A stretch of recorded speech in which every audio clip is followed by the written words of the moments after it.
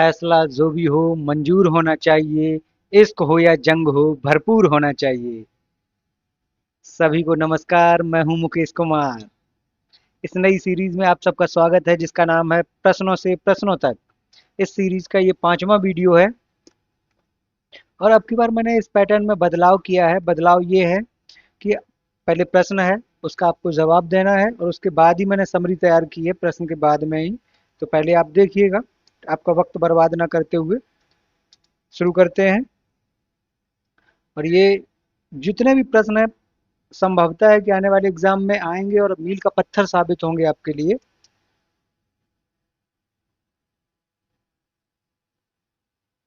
ये पहला प्रश्न है आपसे, 2026 में फीफा विश्व कप कितने देशों द्वारा संयुक्त रूप से आयोजित किया जाएगा? एक, दो, तीन, चार। बताइएगा, आंसर गैस करिएगा इसका। जवाब मैंने बताया इसके बाद। तो 20 प्रश्नों का ये पूरी की सीरीज है, 20 प्रश्नों की। तो बने रहिएगा वीडियो के लास्ट तक और देखिएगा, बहुत सारी बेहतरीन जानकारी मिलेगी आपको। चलिए बात करते हैं इसके जवाब पे, इसका आंसर सही क्या है। इसका सही आंसर था 3 देशों में होगी ये सीरीज। ये फीफा विश्व कप है, अमेरिका, कनाडा और मैक्सिको। अमेरिका जानते ही होंगे आप, विश्व का सबसे ताकतवर देश। और ये स्टैचू ऑफ लिबर्टी है। जैसे पहले अभी भारत में स्टैचू ऑफ यूनिटी दुनिया की सबसे बड़ी मूर्ति, उससे पहले यही थी स्टैचू ऑफ लिबर्टी। न्यूयॉर्क में है, यूएनओ का मुख्यालय भी न्यूयॉर्क में है। इस बार फीफा वर्ल्ड कप का ये 23वां संस्करण है और 32 टीमें हिस्सा लेंगी। 104 मैच होंगे 2026 में। 48 टीमों के बीच खेले जाएंगे ये मैच। अगर हम लोग बात करें ये 3 देशों के बीच में, दूसरा जो देश है, इस देश का नाम है मैक्सिको। ये स्पेन से आज़ाद हुआ है, स्पेन से अलग हुआ है। और जितना स्पेनिश स्पेन में नहीं बोली जाती, उससे ज़्यादा तो मैक्सिको में बोली जाती है। ये जो मूर्ति आपको दिखाई दे रही है, स्वतंत्रता की देवी है, यहाँ की महिला देवदूत।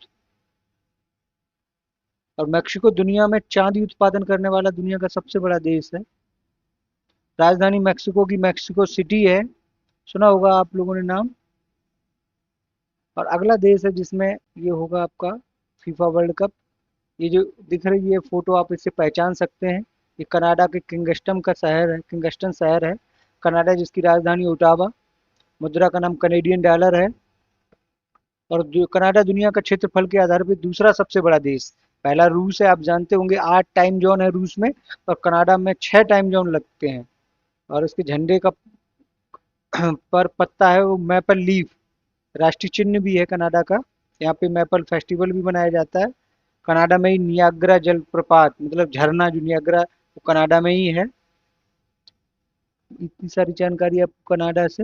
लगभग 99% साक्षरता है कनाडा में। कनाडा का राष्ट्रीय खेल है आइस हॉकी, सुना होगा आप लोगों ने। और बहुत सारी चीजें टेक्नोलॉजी में भी, जैसे इंसुलिन की दवाई की जो खोज हुई, वो कनाडा में ही हुई। व्हील चेयर कनाडा में बनी। आई मैक्स कैमरा, ये भी कनाडा में ही।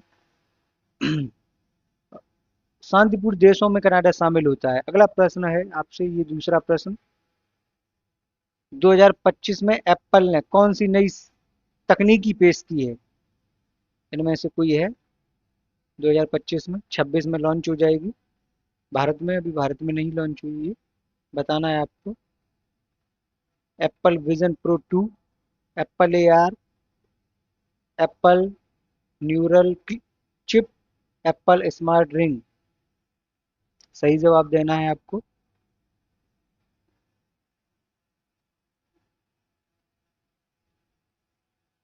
इसका सही आंसर होगा ऑप्शन ए। देखते हैं क्या है। और सही आंसर है इसका एप्पल एआर ग्लास। ये कौन सा है? Apple AR glass, option B सही है इसका। चश्मा बनाया है इन्होंने भैया, तकनीक जो रोज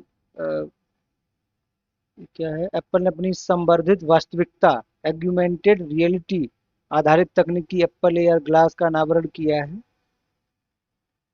इको एयर ग्लास एप्पल के एआर इकोसिस्टम का अगला चरण है। इसे पहनने पे यूजर को आंखों के सामने वर्चुअल इंटरफेस दिखेगा। इसमें मौसम, समय, नेविगेशन, कॉल, ये सारी सूचनाएं देख सकता है। एप्पल ने ये डिवाइस प्रोफेशनल्स और इनोवेटर्स जो लोग होते हैं उनके लिए विशेषकर तैयार की है।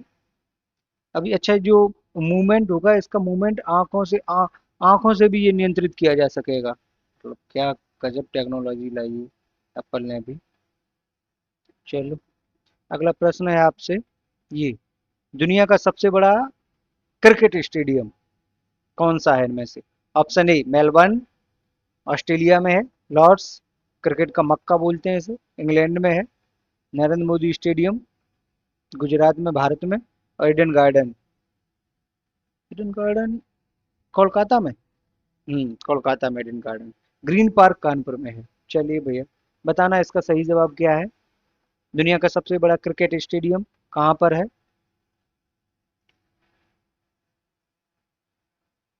इसका सही जवाब है, देखते हैं, ये नरेंद्र मोदी स्टेडियम, भारत। मोटेरा भी नाम सुना होगा इसका आपने। 1983 में बनना शुरू हुआ था, 2020 में बनकर तैयार हुआ। पहले इसका नाम सरदार वल्लभ भाई पटेल के नाम पे था। 2021 में प्रधानमंत्री जी के नाम पे रख दिया गया, नरेंद्र मोदी स्टेडियम। 2023 का वर्ल्ड कप भी यहीं पे हुआ था। और 1,32,000 की क्षमता वाला है ये स्टेडियम। और यहाँ नमस्ते ट्रम्प आप लोगों ने सुना होगा, ये कार्यक्रम भी इसी स्टेडियम में हुआ था। गुजरात में है ये, गुजरात जानते ही होंगे। गुजरात के अहमदाबाद शहर में स्थित है। गुजरात से तो बहुत सारी चीजें। चलिए, अगला प्रश्न है आपका, चेक की वैधता की अवधि क्या है? चेक मतलब कितने दिन तक कैंसिल नहीं हो सकता है, कितने दिन बाद कैंसिल होगा, यही बताना है आपको भैया इसका जवाब।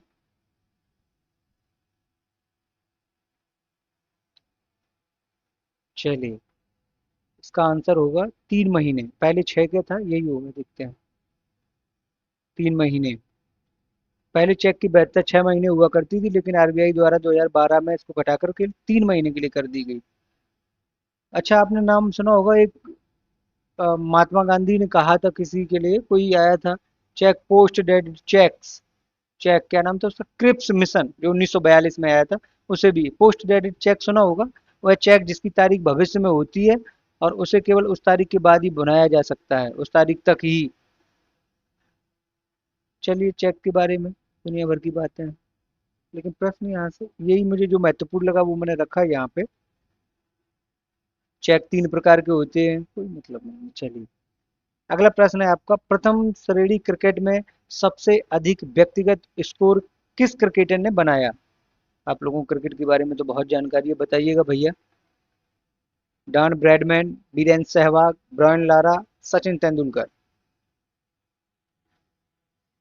तो इसका सही जवाब है ब्रायन लारा।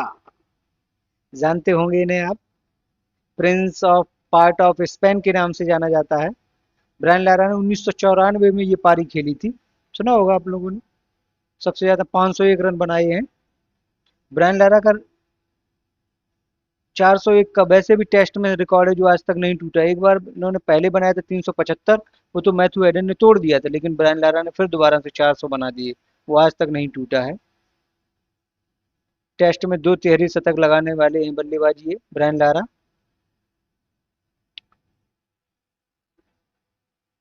अगला प्रश्न है आपसे, किस महाद्वीप को डार्क कंटिनेंट कहा जाता है? सुना होगा, ये प्रश्न रिपीटेड है, कई बार एग्जाम में भी आ चुका है। Asia, Europe, Africa, Australia. बताइए भैया, इसका सही जवाब दीजिएगा।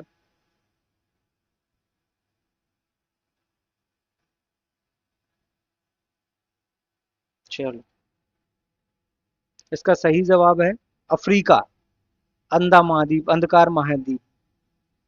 जब यूरोपियों ने इसकी खोज की है तो तब लोग गए, तो उस समय इसका नाम ये दिया गया था, ऐसा बोला जाता था, अभी नहीं। नीचे दिखाने की दृष्टि से ये नाम नहीं दिया गया इसका। अब तो अफ्रीका उभरता हुआ देश कह सकते हैं। यहाँ पे हीरा सोना। अफ्रीका की सबसे बड़ी नदी का नाम है नील नदी। अफ्रीका की नहीं, दुनिया की जो सबसे बड़ी नदी है नील नदी। सबसे बड़ा रेगिस्तान सहारा। सबसे ऊंचा झरना विक्टोरिया। सबसे ऊंचा पर्वत किलीमंजारो, अफ्रीका में ही है। और अफ्रीका के घास के मैदान को सवाना कहते हैं, सुना होगा।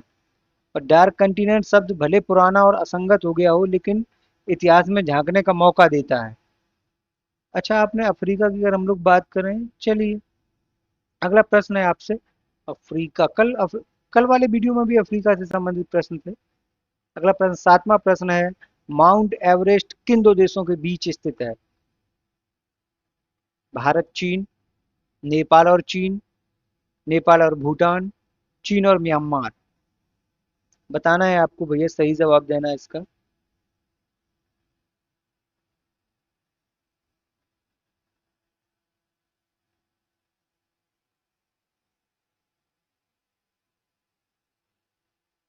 नेपाल और चीन के बीच में स्थित है माउंटेन एवरेस्ट।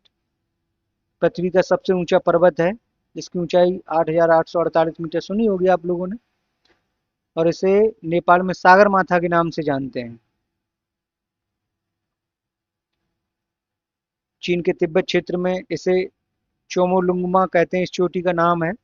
और पहली बार इस पे 1953 में एडमंड हिलेरी, न्यूजीलैंड के रहने वाले, और शेरपा तेंजिंग का नाम सुना होगा।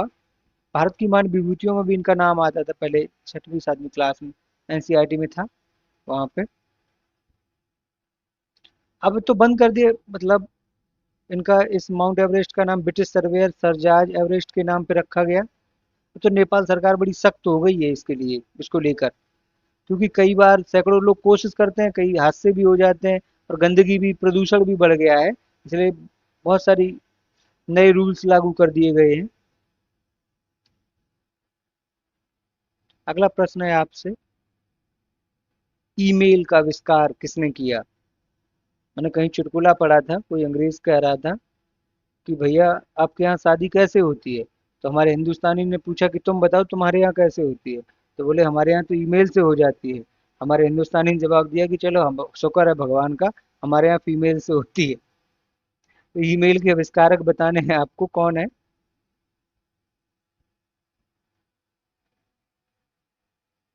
और इसका सही जवाब है रे टॉमलिंसन। ये ईमेल आज के डिजिटल युग का एक अनिवार्य एवं प्रभावशाली संचार माध्यम बन गया है। रे टॉमलिंसन ने 1971 में इसकी, लेकिन उस समय इंटरनेट नहीं था, याद रखना इस बात को। और इन्हें फादर ऑफ ईमेल भी कहा जाता है, रे टॉमलिंसन को। ये अमेरिका के रक्षा विभाग में काम करते थे। इन्होंने एक ऐसा विकसित कंप्यूटर बनाया था जो एक कंप्यूटर से दूसरे कंप्यूटर पे को संदेश भेजता था। इसे ही ईमेल का नाम दिया गया था पहली बार भैया। और आज तो ईमेल के बिना काम हो ही नहीं सकता है। संचार का सबसे सस्ता, तेज, औपचारिक माध्यम है ईमेल। हॉल ऑफ इंटरनेट के हॉल ऑफ फेम में भी शामिल किया गया है रे टॉमलिंसन को। अगला प्रश्न है आपसे, नौवां प्रश्न, भगवान गणेश की फोटो किस देश की मुद्रा नोट पर छपी हुई है? Option A Bharat, B Thailand, C Indonesia, D Sri Lanka. इनमें से किसी एक देश की मुद्रा पर भगवान गणेश की विघ्नहर्ता, मंगलकर्ता की फोटो है भैया, बतानी है आपको।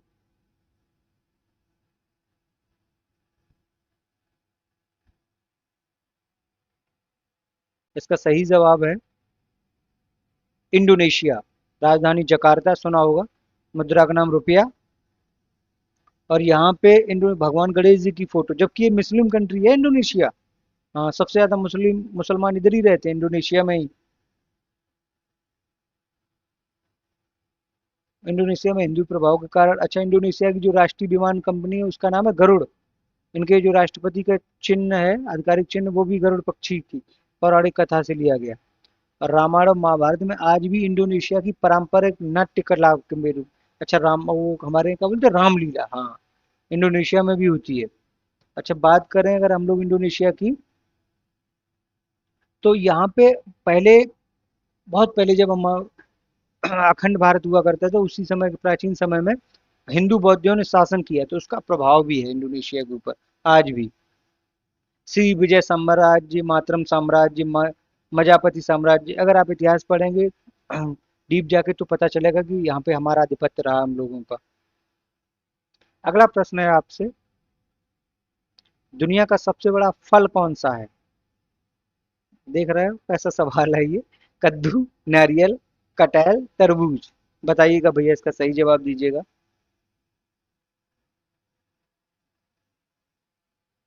ये भारत का भी सबसे बड़ा फल है, दुनिया का भी है।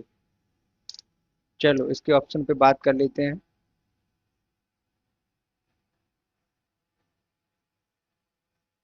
कटहल।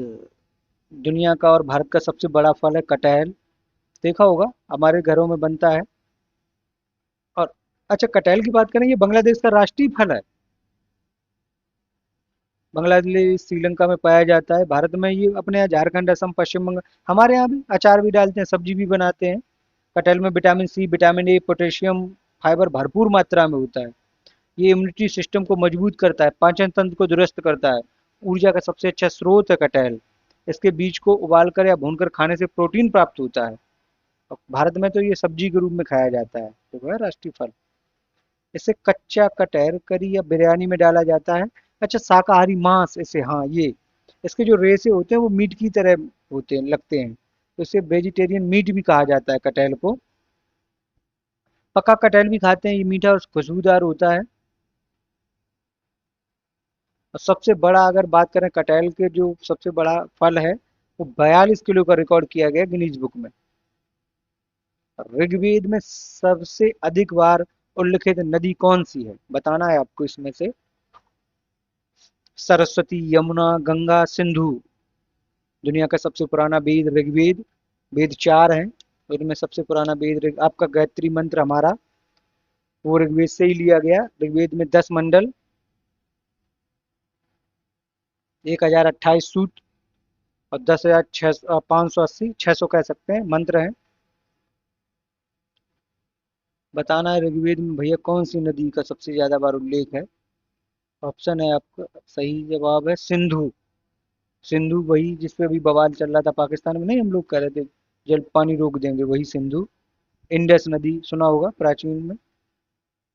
सिंधु के आसपास के लोगों को सप्त संधप प्रदेश है, इंडस। क्या है, चलिए देखते हैं। सिंधु नदी का उद्गम स्थल तिब्बत की मानसरोवर के पास से है। ये इसका ज्यादातर जो प्रभाव, वो जब बहती है वो पाकिस्तान में ही बहती है, अरब सागर में गिरती है ये नदी। बहुत, सबसे अच्छा, सरस्वती भी पवित्र नदी है ऋग्वेद में, लेकिन सबसे ज्यादा जब जो बार उल्लेख हुआ है वो सिंधु नदी का ही हुआ है। और अगर बात करें ऋग्वेद में, तो 7 नदियों का उल्लेख किया गया है, जिसमें सिंधु, सरस्वती, बितिस्ता, जिसे वर्तमान समय में झेलम के नाम से जानते हैं, अक्सिनी, चिनाब के नाम से जानते हैं, पुरुषड़ी, रावी नदी, बिपाशा, ब्यास, सतलज, सतुद्री। सुना होगा, सतुद्री पहले नाम था, अभी सतलज हो गया। सिंधु की। चलिए भैया, अगला प्रश्न है, अगर आप हम लोग बात करें इससे, 12वां प्रश्न। भारत के किस राज्य में केवल 2 जिले हैं, बताना है। सिक्किम, गोवा, मिजोरम, त्रिपुरा। देखिए, बताइए, जवाब दीजिए भैया।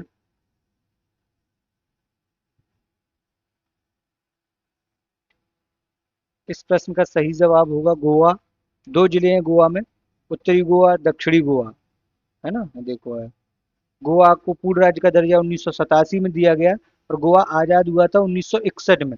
गोवा सब भारत का सबसे पहला राज्य जो गुलाम हुआ, तो उसका नाम गोवा था। अल्बुकर्क ने उसे गुलाम किया, पुर्तगाली था। वास्को डिगामा, सुना होगा पुर्तगाली, वही 1498 में कालीकट बंदरगाह पे आया, उसी के खानदान का। अल्फांसो डी अल्बुकर्क पूरा नाम था। 1510 में बीजापुर के सुल्तान से इसने गोवा छीन लिया, और बाद में ये पुर्तगाली साम्राज्य बना लिया यहीं पे गोवा में। और सबसे ज्यादा दिनों तक गुलाम भी गोवा सबसे पहले गुलाम हुआ, और सबसे ज्यादा दिनों तक, लगभग 450 साल, 1961 में हुआ था, 510 में हुआ था गुलाम, और 1961 में जाके आजाद हुआ है गोवा। राजधानी पणजी, मांडवी नदी के किनारे। आधिकारिक भाषा कोंकणी है, और 1961 में है। तो ऑपरेशन विजय के अंतर्गत भारत का मिनी यूरोप और पश्चिम का रोम भी गोवा को कहते हैं। देखा होगा, बहुत सारे पर्यटक भारत के जाते हैं गोवा में। पुर्तगाली उपनिवेश रहा ये गोवा। यहाँ पे चर्च भी है। वो क्या था, पहली बार प्रिंटिंग प्रेस की शुरुआत गोवा से ही। तंबाकू की खेती, ये जो पुर्तगालियों ने, नहीं हमने सीखी पुर्तगालियों से, उन्होंने यहाँ की। अगला है, किस महासागर को प्यासा महासागर भी कहते हैं, हिंद महासागर, बी प्रशांत महासागर, सी अटलांटिक महासागर, डी आर्कटिक महासागर। बताना है आपको भैया।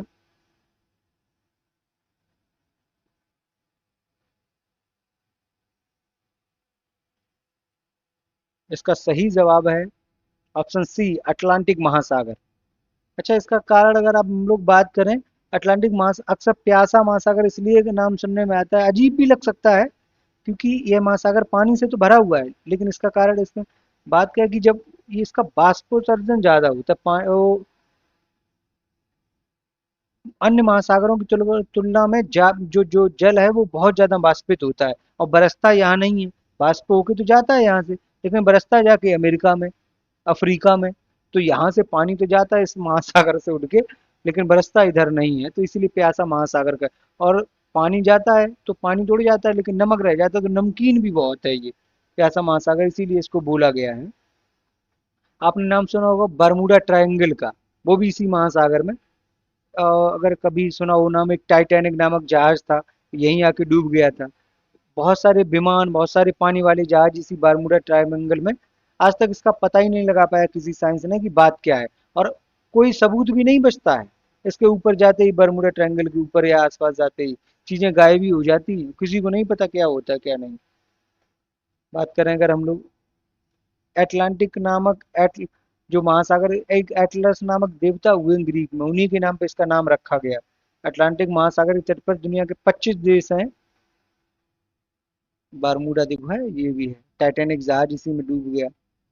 अगला प्रश्न है, सिकंदर, ओह महान, सिकंदर भी आई कलंदर भी आई, न कोई रहा है न कोई रहेगा, मेरा देश आजाद होकर रहेगा। चलिए भैया, सिकंदर भारत के किस रास्ते से आया था? नाथुला, शिपकीला, खैबर दर्रा, बॉमडीला दर्रा। बताना है आपको। ऑप्शन सी सही है इसका, खैबर दर्रा से आया। 326 ईसा पूर्व सिकंदर भारत में आया। सिकंदर मकदूनिया का शासक फिलिप द्वितीय का पुत्र था। उसने पहले एशिया को जीता, फिर मिस्र को, पर्सिया, और पर्सिया इराक का पुराना नाम है, भारत तक विजय यात्रा की, भारत के आगमन की। अच्छा, सिकंदर के गुरु का नाम है अरस्तु, अरस्तु के गुरु का नाम है प्लूटू, और प्लूटू के गुरु का नाम है सुकरात। सुना होगा आपने, सोक्रेटिस, 10th में पाठ था सुकरात का। सिकंदर 325 ईसा पूर्व, इसकी इसका युद्ध भी हुआ है किसके साथ? झेलम का युद्ध, बितिस्ता का युद्ध, सुना होगा नाम। पंजाब के राजा पोरस के साथ हुआ। एक अंबी कुमार नामक राजा हुआ है, उसने मदद की थी। तक्षशिला का राजा था अंबी कुमार, उसने सिकंदर की भारत पे जब इसने अटैक किया तो उसने मदद की। और कहा जाता है कि जब सिकंदर ने यहाँ पे आक्रमण किया, अंबी कुमार ने मदद की, तो एक पंजाब का पौरव वंश का राजा है पोरस, उसका और सिकंदर का युद्ध हुआ, जिसे हाइडे स्पीड का, झेलम का, बेतिस्ता के युद्ध का कहते हैं। पोरस उस युद्ध को हार गया। हारने के बाद उसे सिकंदर के सामने ले जाया गया, तो सिकंदर ने दुभसिये के माध्यम से पूछा उससे, पोरस से, कि बता तेरे साथ कैसा सलूक किया जाए। तो भारत के उस शेर शेर ने जवाब दिया कि एक दुश्मन जो दूसरे दुश्मन के साथ व्यवहार करता है, एक राजा जो दूसरे राजा के साथ व्यवहार करता है, ऐसा व्यवहार किया जाए। उसकी प्रतिभा से खुश हो गया, बहादुरी से खुश हुआ, और राज्य भी लौटा दिया है सिकंदर ने। इसके बाद सिकंदर की सेनाओं ने यहाँ पे विद्रोह कर दिया, क्योंकि वो बहुत दिनों से घर से निकले हुए थे, और भारत में नदियां बहुत हैं, तो नदियां पार करने में भी दिक्कत होती थी उन लोगों को, इसलिए सिकंदर को वापस लौटना पड़ा। और बेबीलोन में सिकंदर की 33 वर्ष की अवस्था में, बेबीलोन इराक में पड़ता है, वहीं पे सिकंदर की मृत्यु हो गई। सिकंदर के आने से भारत में यूनानी कला का जन्म हुआ है। सिकंदर, और एक प्रश्न बनता है कि जब सिकंदर ने भारत पर आक्रमण किया उस समय मगध का राजा कौन था? जब सिकंदर ने भारत पर आक्रमण किया उस समय मगध का राजा था घनानंद, जो नंद वंश का राजा था।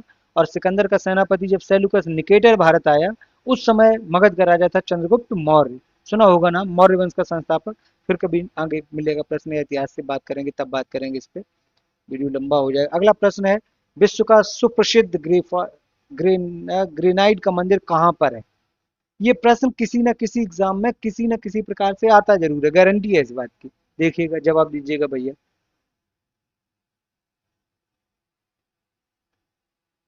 मदुरई, तंजावुर, कांचीपुरम, महाबलीपुरम। इसका सही जवाब है तंजौर बृहदेश्वर मंदिर। तमिलनाडु में है भैया। एक राज करके राजा हुए, उन्होंने 11वीं शताब्दी में इसका निर्माण करवाया है। ये भगवान शिव से संबंधित मंदिर है।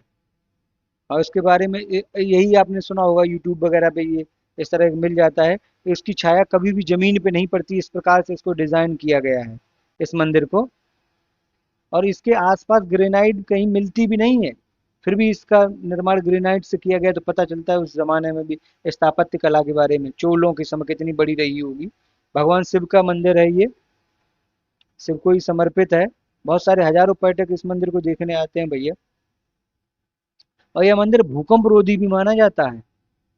और इसका अगर अन्य नामों में बात करें, बड़ा मंदिर इसी मंदिर का नाम है।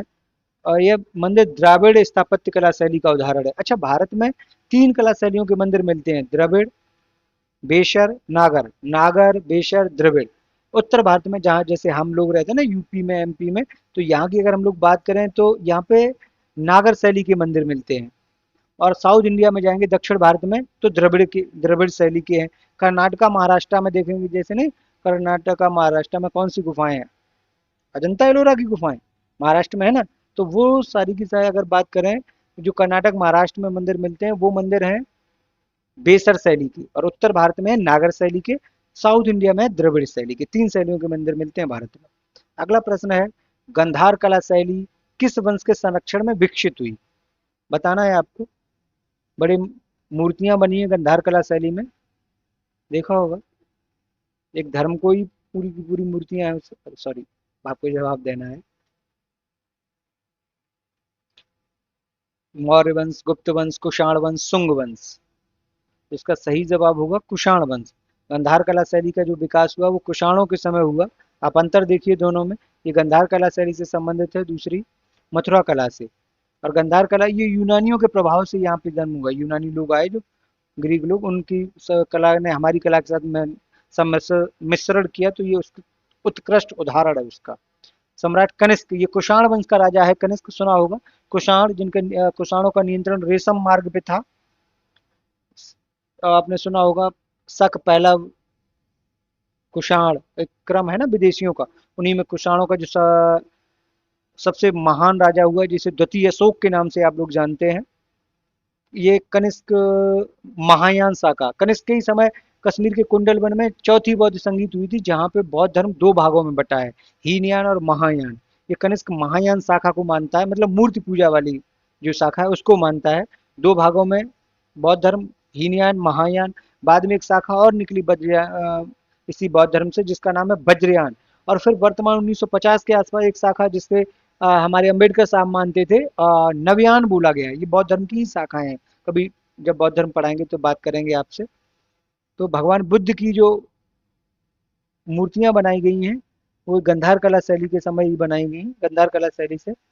और ये गंधार कला, इसका यहाँ उत्तर भारत में विकास कम है। अगर आप पेशावर में जाएंगे, सॉरी, पाकिस्तान में, अफगानिस्तान में, वहां पे विकास बहुत हुआ, तक्षशिला के आसपास गंधार। अच्छा, कनिष्क, एक प्रश्न है, कनिष्क शक संमत, ये कनिष्क ने ही शुरू की थी 78 ईस्वी में। एक प्रश्न बना था कि कनिष्क के दरबार में रहने वाला, चरक संहिता चरक ने लिखी, बुद्ध चरित्र के लेखक अश्वघोष कनिष्क के ही दरबार में रहते थे, नागार्जुन कनिष्क के ही दरबार में रहते थे। तो बहुत बड़े बड़े विद्वान भी रहे कनिष्क के समय। और कनिष्क के मूर्ति पूजा का प्रारंभ भी कनिष्क के ही समय शुरू हो गया था भैया। ठीक है। और सबसे पहले अगर हम लोग बात करें मूर्तियों में, तो कनिष्क, ये भगवान बुद्ध की मूर्तियां बनी है। मूर्ति पूजा बौद्ध धर्म से ही शुरू हुई है। अगला प्रश्न है, कलम का सिपाही किस प्रसिद्ध लेखक को कहा गया? बताना है। Option A Harivansh Rai Bachchan, B Rabindranath Tagore, C Munshi Premchandra, D Maithili Sharan Gupt. बताना है भैया आपको।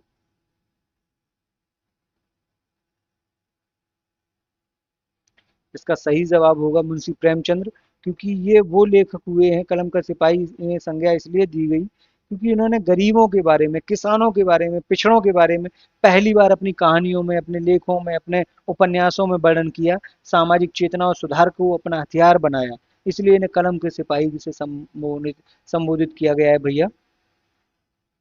सबसे पहली बार इन्होंने, अच्छा, ये खुद गरीब घर में पैदा हुए, बनारस में इनका जन्म हुआ है। कल जो वीडियो था शायद उसमें था इनका, धनपत राय इनके बचपन का नाम है। नवाब राय इन्होंने जब उर्दू में लिखा तब, फिर बाद में मुंशी प्रेमचंद्र नाम हो गया।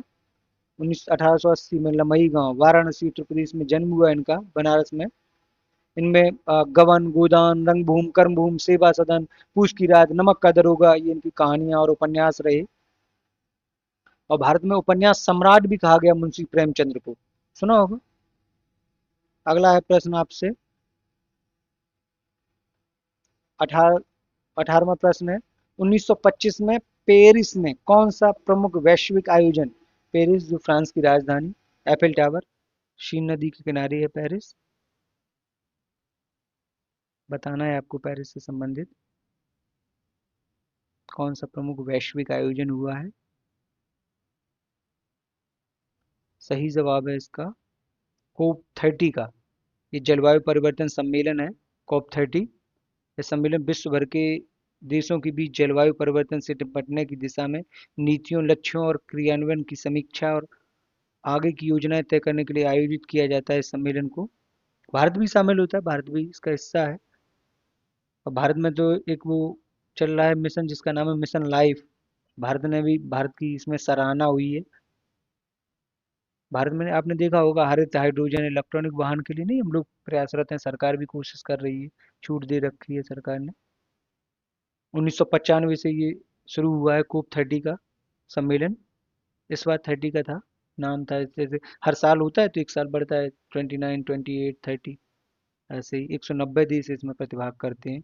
अगला प्रश्न है आपसे, किसकी कार पर नंबर प्लेट नहीं होती, बताओ भैया। हाँ, अपने यूपी में तो लोग वैसे भी नहीं पार्टियों का नाम डाल देते हैं नंबर प्लेट की जगह, देखा होगा। इस तरह से डिजाइन कर देते हैं कि जैसे नंबर आ गई, पूरी कलाकारी नंबर पे ही हो जाती है। तो इसका सही जवाब होगा राष्ट्रपति। चलिए देखते हैं। हाँ, राष्ट्रपति की गाड़ी पर नंबर प्लेट के स्थान पे अशोक स्तंभ होता है। वह कि वाहन किसी आम व्यक्ति या संस्था का नहीं बल्कि राष्ट्र का सर्वोच्च प्रतिनिधि उपयोग कर रहा है, इससे पता चलता है। उपराष्ट्रपति, कभी कभी उपराष्ट्रपति की गाड़ी पे भी नंबर नहीं होता, और राज्यपाल की गाड़ी पे भी नंबर प्लेट नहीं होती है। प्रधानमंत्री की गाड़ियों पे तो होती है, लेकिन वो एक विशेष प्रकार के होते हैं। चलिए, राष्ट्रपति कौन, द्रौपदी मुर्मू जी हैं। राष्ट्रपति की अगर बात करें, भारत का पहला नागरिक होता है, तीनों सेनाओं का सर्वोच्च सेनापति होता है राष्ट्रपति। और पहले राष्ट्रपति और एकमात्र राष्ट्रपति जो 2 बार जिन्होंने कार्यकाल किया है, उनका नाम है डॉक्टर राजेंद्र प्रसाद। भारत की पहली महिला राष्ट्रपति प्रतिभा देवी सिंह पाटिल, और पहली आदिवासी महिला हैं हमारी अभी जो वर्तमान में है, द्रौपदी मुर्मू जी। पहले सिख राष्ट्रपति ज्ञानी जैल सिंह, पहले मुस्लिम राष्ट्रपति जाकिर हुसैन, पहले वैज्ञानिक राष्ट्रपति एपीजे अब्दुल कलाम। चलिए, बहुत हो गया। अगला है आपसे अंतिम प्रश्न है इस सीरीज का, ज्ञानपीठ पुरस्कार कब से प्रदान किया जा रहा है, बताना है आपको ज्ञानपीठ पुरस्कार के बारे में। 1995, 1960, सॉरी 1955, 1960, 1965, 1970।